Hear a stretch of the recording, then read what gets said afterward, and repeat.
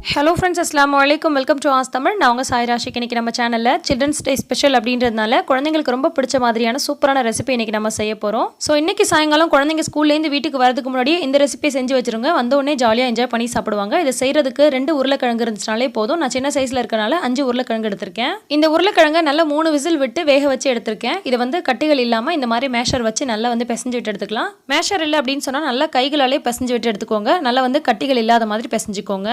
உருளைக்கிழங்கு அப்படினாலே குழந்தைகளுக்கு ரொம்ப பிடிக்கும். அதுவும் உருளைக்கிழங்குல செஞ்ச இந்த ரெசிபி குழந்தைகளுக்கு ரொம்ப பிடிக்கும். கண்டிப்பா நீங்க இன்னைக்கு செஞ்சு கொடுங்க.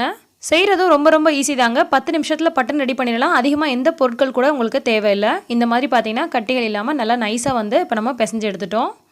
இப்போ இதுக்கு தேவையான மற்ற பொருட்கள்லாம் இது கூட சேர்த்துடலாம். 2 பெரிய வெங்காயம் நல்லா பொடியா கட் பண்ணி வச்சிருக்கேன். அதை இது கூட சேர்த்துக்கிறேன்.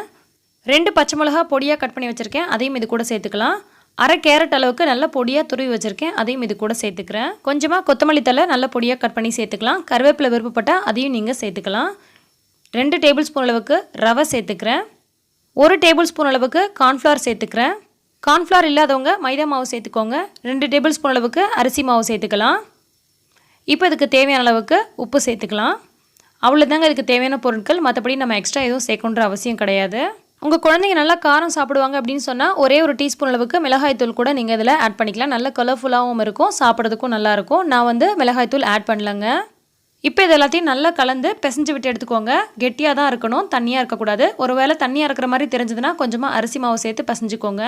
இந்த மாதிரி நல்லா பிசைஞ்சிட்டு கையில வந்து லைட்டா எண்ணெய் அப்ளை பண்ணிக்கலாம். ஒட்டாம இருக்கிறதுக்காக கொஞ்சமா எடுத்து இத வந்து நம்ம தட்டையா இந்த மாதிரி உருட்டிக்கலாம். புல்லட் ஷேப்லயோ அல்லது இந்த மாதிரி நீளமாவோ நம்ம உள்ளங்கையில வச்சிட்டு லைட்டா வந்து அமத்தி இந்த மாதிரி நம்ம உருட்டி விட்டு எடுத்துக்கலாம். நல்லா வந்து பாத்தீங்கன்னா கரெக்ட்டான ஷேப்ல வரும்.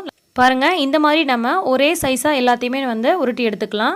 இந்த மாதிரி ஒவ்வொண்ணா உருட்டுறதுக்கு கஷ்டமா இருக்குன்னு சொன்னா கவுண்டர் டாப்ல போட்டுட்டு இந்த மாதிரி மொத்தமா வச்சு கூட உருட்டி நம்ம தேவையான அளவுக்கு கட் பண்ணி இந்த மாதிரி எடுத்துக்கலாம்.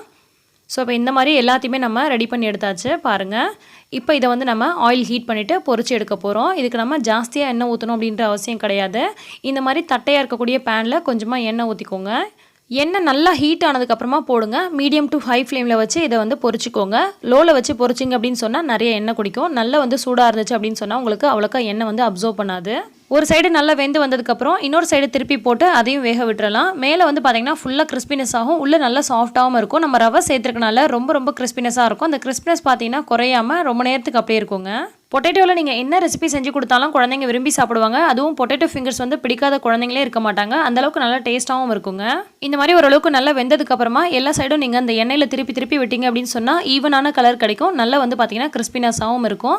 இந்த மாதிரி நல்லா வெந்து பபிள்ஸ்லாம் அடங்கினதுக்கப்புறமா நம்ம வெளியில் எடுத்துடலாம்.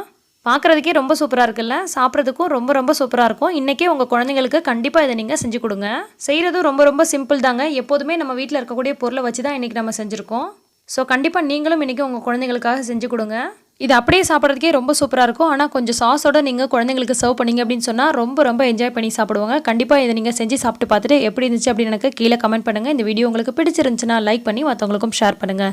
இன்னும் போல சூப்பரான டிப்ஸ் அண்ட் ஆரோக்கியமான ரெசிபிஸ் உடனுக்குடன் தெரிஞ்சுக்க ஆஸ்தமிழ் சேனலை மறக்காமல் சப்ஸ்கிரைப் பண்ணிக்கோங்க. எல்லா புகழும் இறைவனுக்கே. நன்றி.